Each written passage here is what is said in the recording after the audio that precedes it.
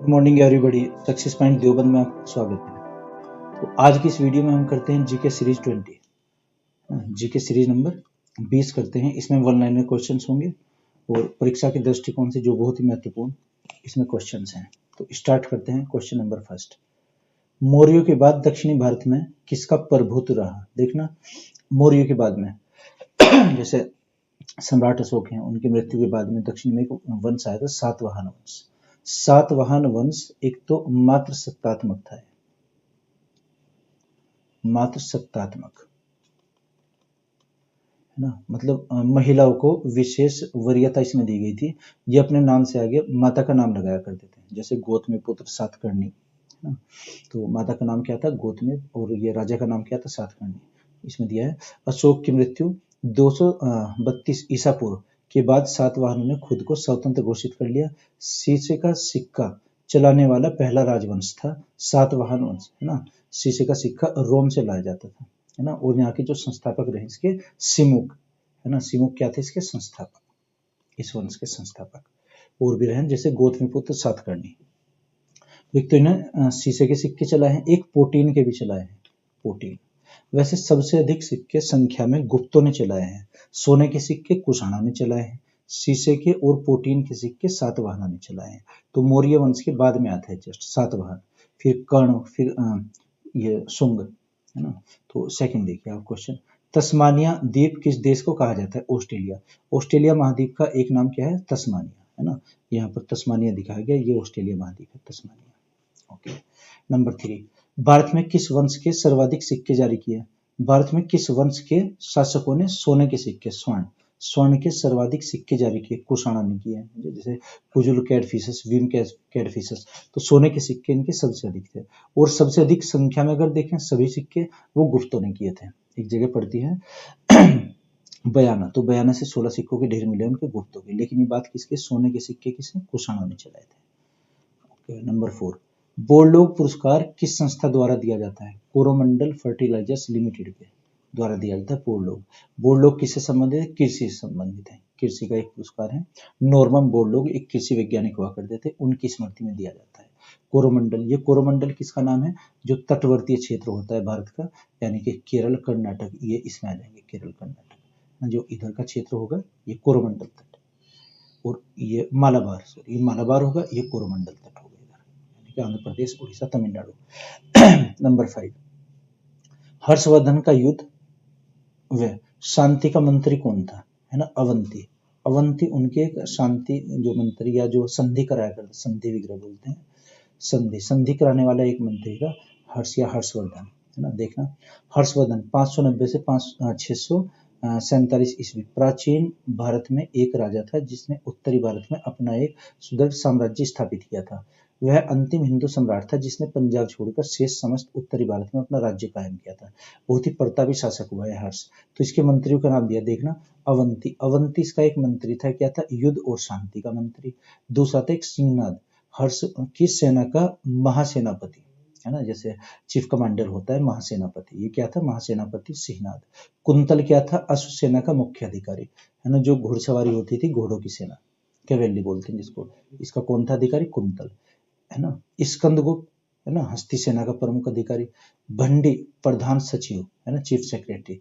और लोकपाल क्या था? प्रांतीय शासक, जैसे राज्यपाल होता है, गवर्नर। तो ये इसके कुछ अधिकारी या मंत्री के नाम दिए गए हैं। नंबर 6, फार्म आय बीमा योजना किसकी है ना? केंद्र सरकार ने चलाई थी, जनरल इंश्योरेंस कंपनी की है ना, जीआईसी, जनरल इंश्योरेंस कॉर्पोरेशन, ये इसकी एक योजना है। आगे देखिएगा, महाभारत में कितने पर्व है ना? तो 8 पर्व हैं। जैसे रामायण में कितने कांड है? 8 कांड है। और महाभारत में क्या कहेंगे चीज को हम? पर्व कितने? 18। नंबर 8, कौन सा दर्पण अपसारी दर्पण या डाइवर्जिंग मिरर भी कहलाता है ना? उत्तल दर्पण, डाइवर्जिंग। ओके। अब इसको हिंदी में क्या कहेंगे? अपसारी। ये दिखा गया है कॉन्वेक्स मिरर, जिसमें जब प्रकाश की किरण आती है रिफ्लेक्ट कर देता है, फिर उसको परावर्तित।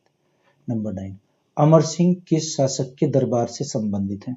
चंद्रगुप्त द्वितीय, विक्रमादित्य। देखना, चंद्रगुप्त द्वितीय के दरबार में एक वो हुए गुप्तों के प्रतापी शासक हैं कि नवरत्न है ना, नवरत्न। जैसे बाद में अकबर के दरबार में भी नवरत्न हुए, ऐसे ही ये चंद्रगुप्त द्वितीय विक्रमादित्य के दरबार में नवरत्न थे। कौन कौन थे? पहले नंबर धन्वंतरी, ये चिकित्सक थे। धन्वंतरी, छपनक, अमर सिंह, शंकु, है ना, ये खटकरपारा, कालिदास, बेताल भट्ट, बर्रुचि और वारामिहिर, ये इसमें क्या हुआ करते थे? नवरत्न थे, है ना। तो ये चंद्रगुप्त द्वितीय विक्रमादित्य के दरबार में भी रहे हैं, और ऐसे ही फिर हम बाद में पढ़ेंगे जब मध्यकाल में वो अशोक, ये अकबर के दरबार में भी रहे हैं। तो नवरत्नों का एक अमर सिंह क्या थे इसमें? वो थे नवरत्नों के एक सदस्य थे।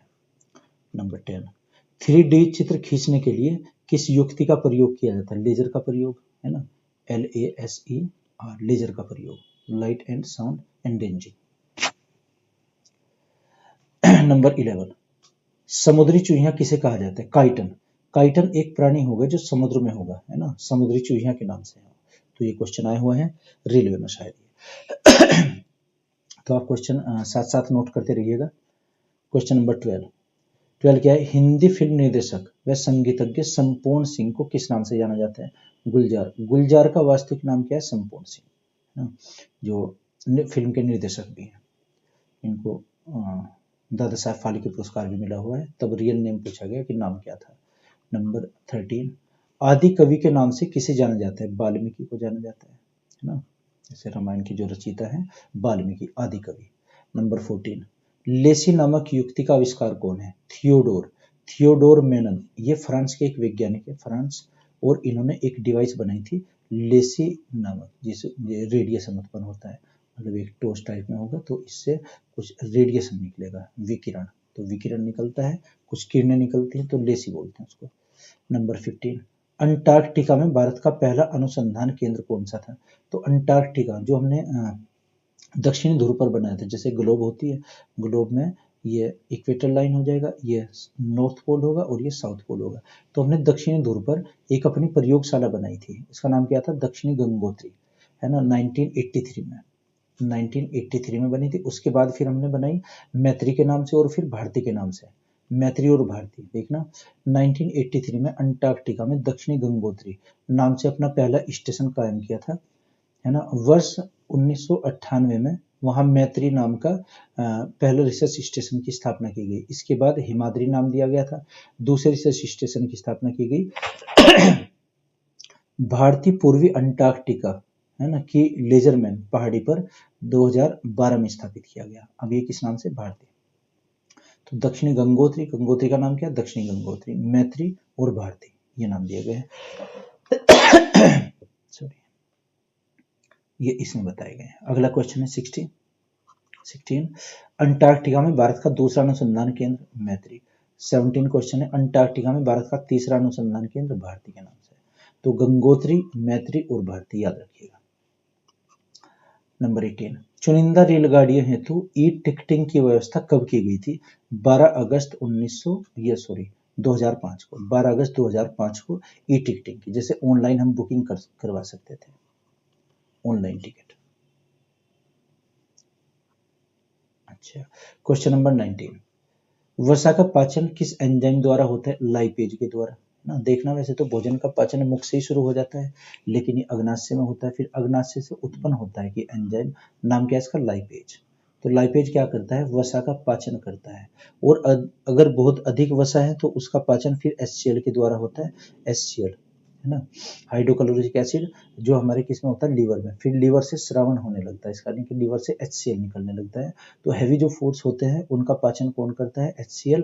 और जो सामान्य वसा होती है इसका पाचन कौन करता है? Lipase enzyme, enzyme. क्वेश्चन है हुआ है कि एंजाइम क्या होते हैं? एक तरह के ये प्रोटीन होते हैं एंजाइम भी। क्वेश्चन नंबर 20, बाजार में मिलने वाली गर्भ निरोधक गोलियों में क्या होता है ना? स्टेरॉयड हार्मोन्स होते हैं, स्टेरॉयड हार्मोन्स की गोलियां होती हैं जिनको गर्भ निरोधक गोलियां बोलते हैं। नंबर 21, संयुक्त प्रवर समिति के सदस्यों की कुल संख्या कितनी होती है? 45। ये क्या है? पार्लियामेंट्री कमेटी होती है, संसदीय समिति, संसदीय समिति। संसदीय समिति में कुल मेंबर्स कितने होते हैं? 45, और ये कुछ ऐसे कार्यों की जांच करती है जिनको संसद इन्हें सौंपती है, प्रवर समिति। क्वेश्चन नंबर 22, भारत में सर्वाधिक विनाशकारी सुनामी कब आई थी? है ना, ये आई थी 2004 में। ये हिंद महासागर में, जो इंडोनेशिया वगैरह। वर्ष 2004 में आज ही के दिन इंडोनेशिया के उत्तरी भाग स्थित असे के निकट 9.8 तीव्रता के भूकंप के बाद समुद्र के भीतर उठी सुनामी ने भारत से ही कई देशों में भारी तबाही मचाई थी, है ना, भारत में भी और इंडोनेशिया में भी आई थी। भारत और इंडोनेशिया मुख्य केंद्र रहे थे इसके 2004 में। और 2012 में कहाँ पर आई थी, फिर जापान में आई थी। और सुनामी, सुनामी कौन सी भाषा का शब्द है, जापानी भाषा का शब्द है, जापानी। ये क्वेश्चन आए हुए हैं कि सुनामी किस भाषा का शब्द है, जापानी। 23 देखिएगा क्वेश्चन। क्वेश्चन नंबर 23, सेवा सदन संस्था की स्थापना किसने की थी, ना, जीएम मालाबारी। मालाबारी ने किसकी स्थापना की, सेवा सदन संस्था की स्थापना। नंबर 24, वोल्ट मीटर को विद्युत परिपथ के किस क्रम में लगाया जाता है, समांतर क्रम में। वोल्ट मीटर को, है ना, समांतर और क्रम और श्रेणी क्रम होता है, जैसे समांतर क्रम में, और एक कौन सा होता है, श्रेणी क्रम, श्रेणी क्रम। ओके।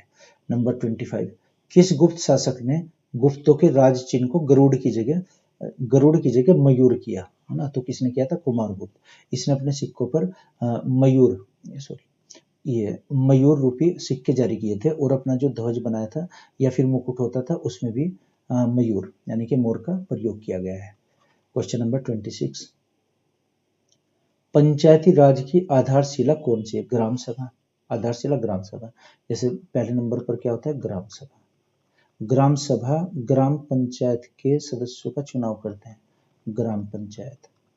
देखना, ग्राम पंचायत के सदस्य कौन होते हैं, ग्राम प्रधान और जितने भी वार्ड मेंबर्स होते हैं। मान लीजिए एक गांव में वार्ड हैं 13 और प्लस एक हो जाएंगे ग्राम प्रधान, तो कितने में 14। ये 14 मेंबर हैं, ये क्या हो जाएंगे, ग्राम पंचायत। और इन 14 मेंबर्स का इलेक्शन ग्राम सभा के सदस्य करते हैं। ग्राम सभा के सदस्य वो होते हैं जैसे वोटर लिस्ट होती है, वोटर लिस्ट। वोटर लिस्ट में जिन लोगों का नाम होगा वो क्या कहलाएंगे, ग्राम सभा। इसके लिए क्या कंडीशन होती है कि 18 प्लस एज होनी चाहिए और उस गांव का निवासी होना चाहिए, वोटर लिस्ट है। यानी कि हम वोटर लिस्ट को क्या कहेंगे, ग्राम सभा। और वोटर लिस्ट के जो सदस्य होंगे, ग्राम सभा के सदस्य, ये ग्राम पंचायत के सदस्यों के लिए वोट डालते हैं। ग्राम पंचायत में कौन आएंगे, ग्राम प्रधान प्लस वार्ड मेंबर, जितने भी वहां पर वार्ड्स हैं उसके मेंबर। सॉरी। नंबर 27, फोकस बाजार योजना की शुरुआत केंद्र सरकार ने कब की, 2006-7 में, है ना। उस बजट में बताया गया था कि बाजार में किसी वस्तु को या जिसकी स्कर्सिटी हो कमी, उसको हमें फोकस करना है, यानी कि विकास के लिए उत्तरदायी एक ये योजना थी। नंबर 28, अंतर्राष्ट्रीय तिथि रेखा, है ना, आइडियल बोलते हैं जिसको, इंटरनेशनल डेट लाइन किसे कहा जाता है, 180 डिग्री जो देशांतर पर पूर्व में बनती है और पश्चिम में बनती है, ईस्ट में और वेस्ट में। इसको पार करने से एक दिन बदल जाता है ना। जब आइडियल को पार करते हैं तो वहां से दूसरा दिन हो जाएगा शुरू। मान लीजिए आज अगर मंडे है, तो अगर हम आइडियल को आज पार करते हैं, जब जैसे हम इस रेखा को पार करते हुए इधर जाएंगे तो वहां पर ट्यूसडे होगा दिन, और यहाँ पर क्या था, मंडे। अंतर्राष्ट्रीय तिथि को पार करने पर एक दिन का फर्क होता है। और जब हम 1 डिग्री कोई देशांतर बढ़ते हैं, देशांतर इसमें होता है 15 मिनट, यानी कि 15 मिनट में हमारी पृथ्वी एक देशांतर घूमती है, 15 मिनट का टाइम देती है इसमें। ओके। Number 29, UNESCO. यूनेस्को ने किस तिथि को विश्व शिक्षक दिवस घोषित किया था, 5 अक्टूबर को। देखना, विश्व शिक्षक दिवस और राष्ट्रीय शिक्षक दिवस ये दोनों अलग अलग हैं। विश्व शिक्षक दिवस और राष्ट्रीय शिक्षक दिवस ये दोनों अलग अलग हैं। ये हम कब मनाते हैं, 5 सितंबर को मनाते हैं। 5 सितंबर को प्रत्येक वर्ष। जो प्रथम उपराष्ट्रपति बने हैं राधा कृष्णन जी, ये उनकी स्मृति में, उनके जन्म दिवस पर मनाया जाता है राष्ट्रीय शिक्षक दिवस। और ये कौन सा है, अंतर्राष्ट्रीय शिक्षक दिवस। तो राष्ट्रीय शिक्षक दिवस मनाते हैं भारत में हम 5 सितंबर को, अंतर्राष्ट्रीय मनाते हैं हम 5 अक्टूबर को। नंबर 30, कुषाण काल के दौरान मूर्ति कला की कौन सी शैली विकसित की गई थी, है ना, गंधार शैली। गंधार शैली, कुषाणों ने अपने जो स्थापत्य कला उसमें गंधार शैली प्रयोग की गई है। नंबर 31, हाइड्रोजन का रेडियो सक्रिय समस्थानिक कौन सा है, टाइटेनियम। टाइटेनियम ये इसका एक आइसोटोप होगा, समस्थानिक आइसोटोप।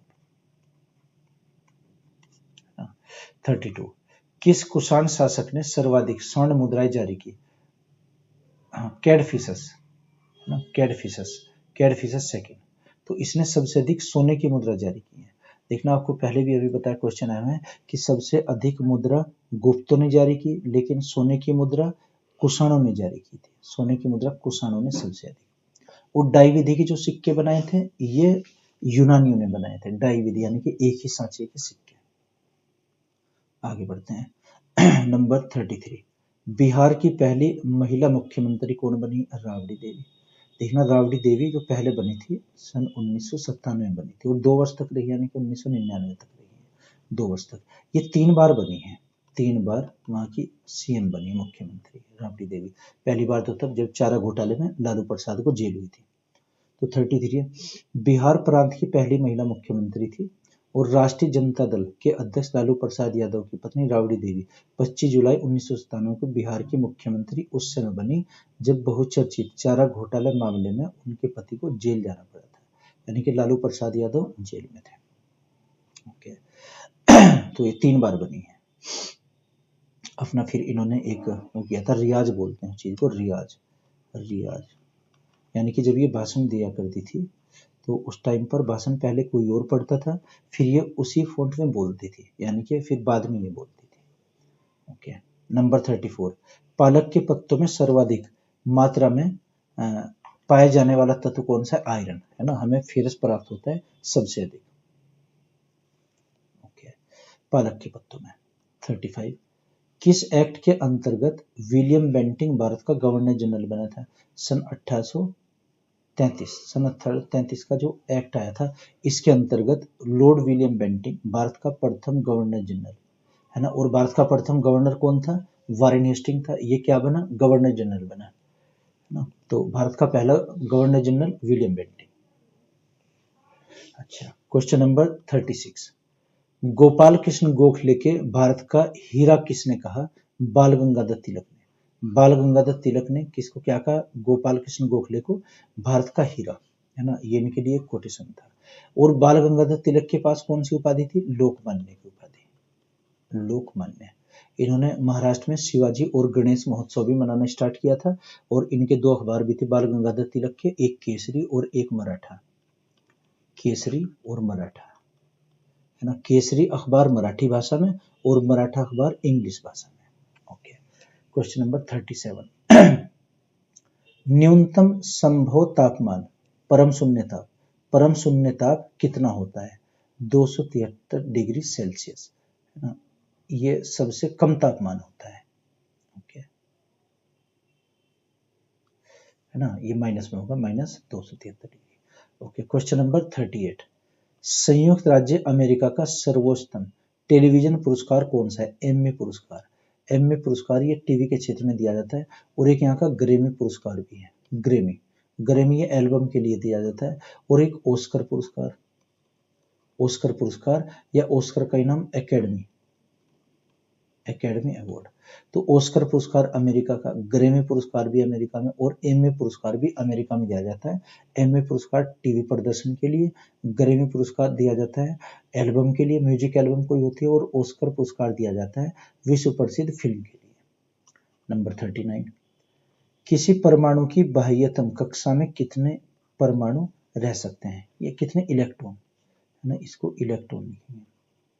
इलेक्ट्रॉन रह सकते हैं, वो 8 रह सकते हैं। देखना, इसके परमाणु के केंद्र में क्या होता है? जैसे प्रोटॉन और न्यूट्रॉन होंगे, और बाह्य कक्षा में क्या दिखाएंगे? इलेक्ट्रॉन। इलेक्ट्रॉनों की मैक्सिमम संख्या बाह्य कक्षा में 8 हो सकती है, जैसा 1 2 3 4 5 6 7 8। ये तो 8 क्या होंगे? इलेक्ट्रॉन। और इसके नाभिक में क्या होते हैं? केंद्र में प्रोटॉन और न्यूट्रॉन, प्रोटॉन होंगे और न्यूट्रॉन। नंबर 40, हैमर शब्द किस खेल से संबंधित है? स्क्वैश से। देखना, स्क्वैश में सबसे कम खिलाड़ी होते हैं, इसमें 1 या 2 ही होते हैं। इसमें एक साइड में वो बॉल दीवार पर मारते रहते हैं, देखना दिखाया गया है इसमें चित्र में, देखिएगा आप। स्क्वैश में इसमें 2 भी खिलाड़ी होते हैं, 1 भी। तो क्वेश्चन है कि सबसे कम खिलाड़ी किसमें? स्क्वैश में 1 खिलाड़ी। और सबसे अधिक किसमें है? सबसे अधिक खिलाड़ी होते हैं रग्बी फुटबॉल में। रग्बी में 15 खिलाड़ी होंगे, स्क्वैश में 1 खिलाड़ी होगा, 1 या 2। इसमें एक तरफ बॉल को दीवार में मारते हैं। ओके। नंबर 41, इटाई रोग किस धातु से होता है? कैडमियम से होता है। देखना, ये जापानी भाषा का शब्द है कि इटाई, इसमें हड्डियां कमजोर होती हैं, जैसे एक हड्डी कमजोर होने का रोग ओस्टियोपोरोसिस भी होता है। ये किसका है? जापानी। ये जापानी शब्द है इटाई इटाई। अगर कैडमियम की मात्रा अधिक हो जाती है हमारे शरीर में तो उसमें हड्डियां कमजोर हो जाती हैं, या तो रीढ़ की हड्डी मुड़ जाती है या और भी रोग होते हैं ना। फेफड़ों के अलावा यकृत में भी रोग होता है। तो देखना, इटाई इटाई रोग यह कैडमियम के प्रदूषण से होता है। जब कैडमियम शरीर में सुरक्षा स्तर से अधिक मात्रा में पहुंचता है तब यह रोग होता है, और इसमें अस्थियों और जोड़ों के दर्द के अलावा यकृत और फेफड़ों का कैंसर भी होता है। तो अगर एक ऑप्शन हमें लगाना पड़े तो हड्डी का रोग होता है, हड्डी में हड्डियां कमजोर होती है। नंबर 42 42 देखिएगा आप। एंटीसेप्टिक। एंटीसेप्टिक द्वारा चिकित्सा की खोज किसने की थी? जोसेफ लिस्टर ने की थी। एंटीसेप्टिक है ना, जैसे एंटीसेप्टिक क्रीम होती है तो जोसेफ लिस्टर, उसके द्वारा जो हम त्वचा पर लगाते हैं। नंबर 43 किस देश की फूल सजाने की कला इकेबाना इकेबाना कहलाती है? जापान में। तो जापान की एक परंपरा है फूल को सजाना, क्या होती है? इकेबाना। जैसे दिखाया गया गुलदस्ते होते हैं जैसे, वो उनको सजाते हैं घरों में अपने, या एक दूसरे को जो गिफ्ट देते हैं, इकेबाना। नंबर 44 मोतियों का द्वीप किस नाम से जाना जाता है? बहरीन, है ना, अरब देश आ जाएगा बहरीन। जैसे कतर के पास ये देश है बहरीन, ये कतर है यहाँ पर, ये बहरीन है ना, यहाँ की बहरीन सिटी कैपिटल हो जाएगी। तो ये किस में है? मोतियों का देश। यहाँ पर मोती उत्पन्न होते हैं, पर्ल, पर्ल्स। अच्छा, क्वेश्चन नंबर 45 45 है, दल बदल विरोधी विधेयक पारित होते समय भारत के प्रधानमंत्री कौन थे? देखना, एक तो दल बदल जो विरोधी कानून है ये अनुसूची नंबर 10 में आएगा, 10वीं अनुसूची में आएगा, शेड्यूल नंबर 10 में 1985 में जोड़ा गया था। इसमें कोई व्यक्ति अगर किसी पार्टी के टिकट पर इलेक्शन लड़कर फिर वो पार्टी परित्याग करके दूसरी पार्टी में चला जाता है तो उस पर दल बदल कानून लगाया जाता है। फ्लोर क्रॉसिंग एक्ट, इंग्लिश में क्या कहेंगे? फ्लोर क्रॉसिंग एक्ट, या इसको कहेंगे एंटी डिफेक्शन लॉ। अनुसूची नंबर किसमें आएगा? 10 में। 1985 में जोड़ी गई थी 52वें संविधान संशोधन के द्वारा। 52वें। उस टाइम पर कौन थे जहाँ के पीएम? राजीव गांधी। देखना, जब 1984 में इंदिरा गांधी की हत्या की गई थी तो उसके बाद कौन बने थे? राजीव गांधी को इमीडिएटली पीएम बनाया गया था, और 85 में उसमें पारित हुआ था कानून। 1985 में संविधान में 22वें संशोधन, यानी कि आसान भाषा में कहें तो दल बदल विरोधी कानून के रूप में सामने आया है। इस कवायद के तहत संविधान की एक 10वीं अनुसूची जोड़ी गई जिसमें यह प्रक्रिया निर्धारित की गई कि सदन के किसी सदस्य की शिकायत के बाद सदन का अध्यक्ष विधायकों या सांसदों को दल बदल के आधार पर अयोग्य घोषित कर सकता है। कौन करता है अयोग्य घोषित? अध्यक्ष करता है। और इसके बारे में कौन बताएगा? राष्ट्रपति महोदय या फिर राज्यपाल। अगर राज्य में देखें तो राज्यपाल, और केंद्र में तो राष्ट्रपति, है ना। तो उन पर यह कानून लग जाता है। राजीव गांधी के बारे में देखिएगा कुछ। अमेठी, है ना, उत्तर प्रदेश में जो पड़ेगी, अमेठी से लोकसभा का चुनाव जीतकर सांसद बने। 31 अक्टूबर 1984 को अंगरक्षकों द्वारा प्रधानमंत्री इंदिरा गांधी की हत्या किए जाने के बाद भारत के प्रधानमंत्री बने, और अगले आम चुनाव में सबसे अधिक बहुमत पाकर प्रधानमंत्री बने। एक तो ये सबसे कम एज के भी थे। अच्छा, 1989 को एलटीटी, है ना, ये वहां का एक उग्रवादी संगठन था श्रीलंका का। श्रीलंका फुल फॉर्म क्या होती है? Liberation of Tamil tiger Eelam. LTTE की full form LTTE, liberation of Tamil tiger Eelam नामक आतंकवादी संगठन ने राजीव गांधी की एक बम विस्फोट में हत्या कर दी थी, है ना। एक ब्लैक कैट की मेंबर हुआ करती थी गायत्री धानो देवी। धानो ने एक माला पहनाई थी राजीव गांधी को जिसमें बम लगा हुआ था। यह आत्मघाती या आत्मदस्ते का पहला प्रयोग था विश्व में, जिसमें खुद भी मारी गई थी। तो याद रखिएगा, दल बदल विरोधी कानून किसमें? 10वीं अनुसूची में, और ये 1995 में जोड़ा गया जो 52वां संविधान संशोधन हुआ था। 52nd कॉन्स्टिट्यूशनल अमेंडमेंट किसके शासनकाल में? राजीव गांधी के शासनकाल में। तो ये इसके 45 क्वेश्चंस थे। मैं आशा करता हूँ कि आपकी समझ आए होंगे, तो आप इनको नोट करते रहिए, इससे आपको काफ़ी लाभ मिल सकता है। चूंकि ये हमने विभिन्न परीक्षाओं में पूछे गए क्वेश्चंस का कलेक्शन तैयार किया है। तो फिर भी अगर कोई इसमें आपको कोई प्रॉब्लम है तो कमेंट बॉक्स में आप लिख कर बताइएगा। Okay, thank you.